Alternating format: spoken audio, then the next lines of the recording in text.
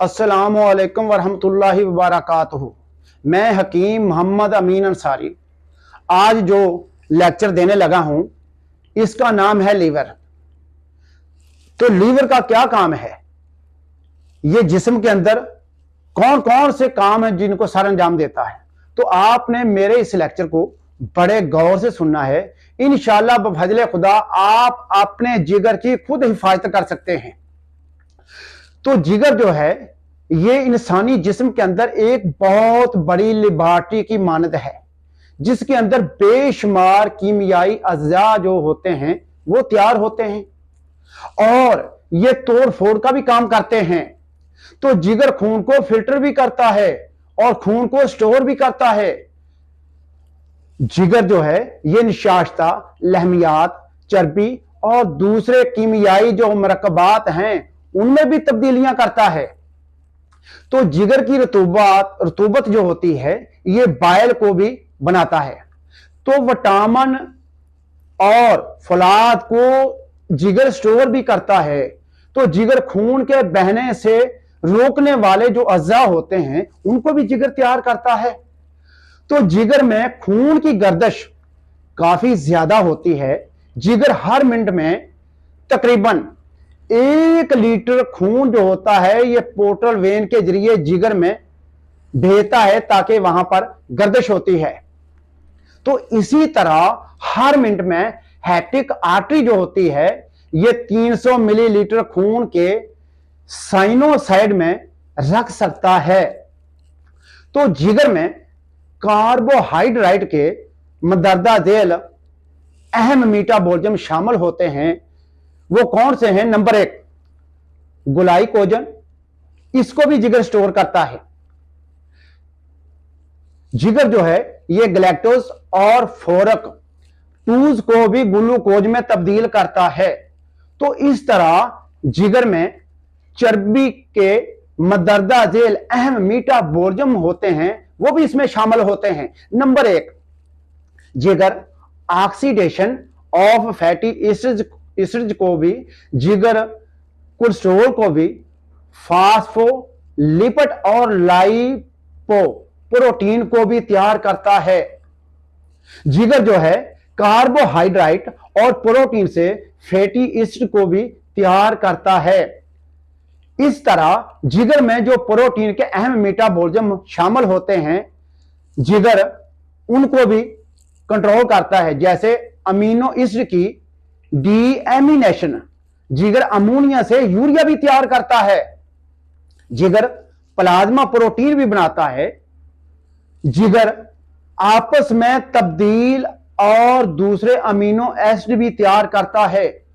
अब इसके अलावा जिगर जो है ये रतूबत बाइल को भी तैयार करता है। तो बाइल जिगर के अंदर लगातार तैयार होने वाली रतूबत है। तो दिन के वक्त तकरीबन 23 मिलीलीटर फी घंटा यानी 23 मिलीलीटर फी घंटा और रात को 15 यानी 15 मिलीलीटर फी घंटा के हिसाब से तैयार होती है। तो जिगर की छोटी नालियों से गुजरकर यह रतूबत जो होती है हेपेटिक डक्ट, पित्ता और कॉमन बाइल डक्ट से गुजरती हुई छोटी आंत में चली जाती है। तो छोटी आंत हमारी क्या है, जिसको हम कहते हैं ड्यूडेनम। जैसे ही जिगर ने सुफरा को गाल ब्लेंडर की तरफ भेजा यानी पित्ते की तरफ भेजा है, तो पित्ते ने उसको छोटी आंत में यानी जिसको हम ड्यूडेनम कहते थे उसके अंदर भेज दिया। तो जैसे ही सुफरा छोटी आंत में आया तो उसने आके वहां पर 2 फायदे किए। नंबर 1 कि जो फुजला था उस फुजले के रंग को उसने चेंज कर दिया, फुजले को पीले रंग में कर दिया। दूसरा उसने फायदा यह किया कि जो हमारे फुजले के अंदर शिद्दत की बदबू पैदा हो चुकी थी, शिद्दत की बदबू जो थी उसको भी उसने कम कर दिया है। जैसे ही वो कम हुई तो पता चला कि खुराक के हजम और जजब होने के अमल में भी ये मददगार होती है। इसके अंदर होते हैं जो कि खून के सुर्ख जर्रे की तोड़ फोड़ से हासिल होते हैं। बाइल और बाइल पेग्नामेंट जो होती है, ये यरकान की सूरत में सारे जिस्म के अंदर फैल जाते हैं, जिसकी वजह से मरीज का जो रंग होता है ये गहरा पीला हो जाता है और जिस्म पर बाइल साल्ट की वजह से खर्च होना शुरू हो जाती है। इसी तरह जिगर विटामिन और फलाद को भी स्टोर करता है। मसलन नंबर 1, जिगर विटामिन B12 को 1 साल तक स्टोर कर सकता है। जिगर विटामिन A को 10 महीने तक स्टोर कर सकता है। जिगर विटामिन डी को 3 से 4 महीने तक स्टोर कर सकता है। इस तरह जिगर बहुत सारे ऐसे केमिकल जो इंसान की ग़िज़ा या बीमारी की सूरत में दवाई की शक्ल में जिगर के अंदर आते हैं, तो इनके जहरीले असरात को भी कम करते हैं और इनको जिस्म से खारिज करने में मददगार होता है जिगर। और इसी तरह सारा जिस्म ही किसी ना किसी तरह इनसे जरूर मुतासर होता है।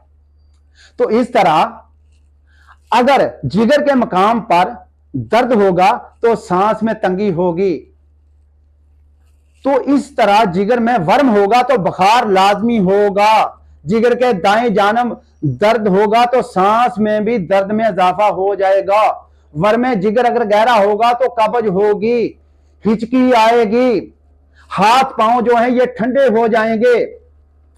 तो जो जिगर का मरीज होगा उसके ये जो पट्टे हैं, ये जो कंधे हैं, इनके अंदर खिंचाव पैदा हो जाएगा। जैसे ही खिंचाव पैदा होगा तो मरीज जो है ये थकान महसूस करेगा, मरीज चलने फिरने में कासर होगा, थोड़ा सा मरीज चलेगा तो बैठ जाएगा, क्योंकि जिगर के अंदर जो खिलतें काम करने वाली थी उन्होंने काम में रुकावट डाल दी।